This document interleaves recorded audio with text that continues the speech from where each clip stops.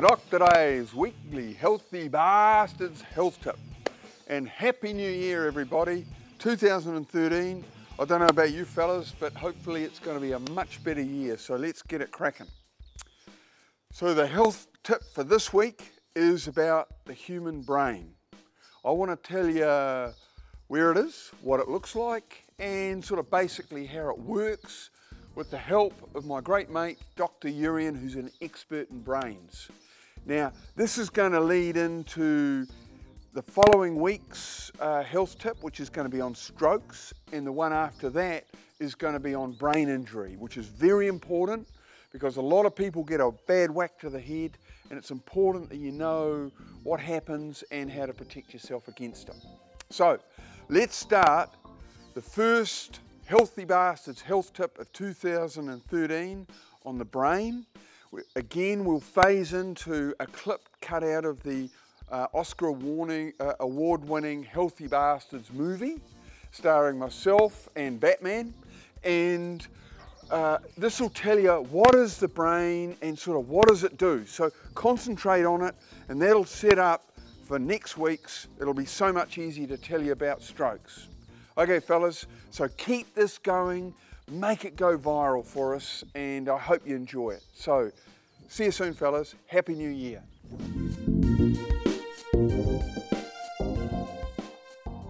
Hey, Urian, how you doing, mate? Long time no see. Yeah, you're an expert in the brain, aren't you? Well, I wouldn't say an expert. I've got a fair understanding of the function of the human brain and how it responds after illness or injury. So it's not just a normal brain, you're an expert in brains that are injured. Yes, we see a lot of people after acquired brain injury in the service that I've worked in, yes. So they might be boxers, car accidents? Yes. So what I want you to do is tell me about the human brain. Well, I could tell you a lot about the brain, but it would be really nice if we had a brain to have a look at, and I can take you through it. Funny you should say that, I do have one. Well, that's very Come lucky. with me, all right, sir. very good. Oh, blow me down. Look, we've got a human brain. Well, I've never seen one on an aircraft wing before. Well, don't ask me where I got it from. Yes, but if that this is a brain. A brain, to start with, when I look at that, it's real soft. It is very soft, but it's also smaller than a normal human brain. It looks more like a pilot's brain to me. Well, this person did not come from balls, but when I bang my head, it's really hard, but that's soft. That is extremely soft and jelly-like. Yep. And of course, as you know, the human brain swims in some fluid, which is known as CSF, and it is surrounded by 3 membranes that protect it, and it is essentially cushioned from any violent blows to the head, only to a certain extent. Yep.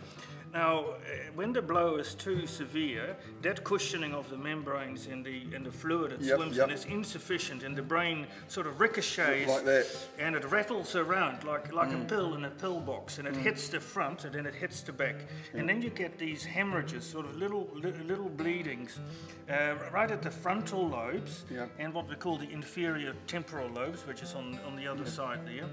And of course, the frontal lobes are very important for information processing, higher social judgment. Because there's 2 bits, there's 2 main bits. There are 2 hemispheres, as you can see, Yeah. and in actual fact, the neurons, the grey cells, are on the outside. And as you can see, the surface is very greatly increased by all the folds that you see there. So it is actually a huge surface. So if I separate that, there's the right bit and the left bit. That's the right hemisphere and the left hemisphere, and in the middle is the corpus callosum, which actually connects the left and the right brain. Yep, and they all.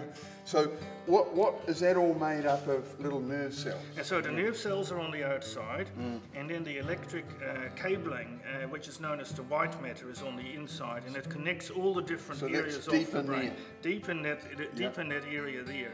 As you can see, there's another small bit here, which is the cerebellum, which is attached to the brainstem, and that's very important in coordinating movement. So where's that in my head? That's sort of at the back there. So that's another part of your head that you really don't want to knock too hard, or you'll become very so if we take that brain there and say it was mine, yes. that would be sitting in the skull, just like that. Yes, right there in your skull. Yep.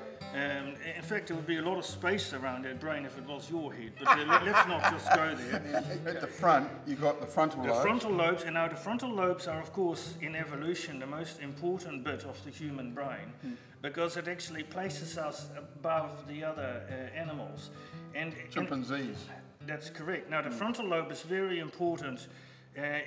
It's almost like that's the last part of the brain to mature, particularly the prefrontal area, which is the bit right at the front, which is just right above your eyes there, right? Yep. Now, that bit of brain acts like a parent. It tells you that certain ideas that you have may be good ideas or bad ideas, and it stops you from doing silly things. Now, you see, if you injure that particular area, you may start acting like a teenager. You start doing things that may not be so wise. So you lose your inhibitions. You will lose those. In fact, you know, act as if you never had any.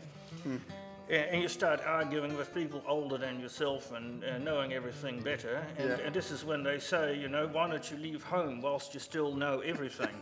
and of course, you know, the other parts, they're a little bit deeper, a bit further here. Yeah. The prefrontal cortex, we have the micturition and defecation centre. Now, poos and wees. Yes, and those are the areas of the brain that get activated when you are potty trained. Oh, yeah. And so, you see, normally your bladder fills up and your body thinks, oh, it's full. Oops, it's already emptied itself, right, before you know about it. Now, in very severe brain injuries, people lose the ability to inhibit those reflexes, and they go back to their pre-potty training baby-like state. And that's correct. That's correct.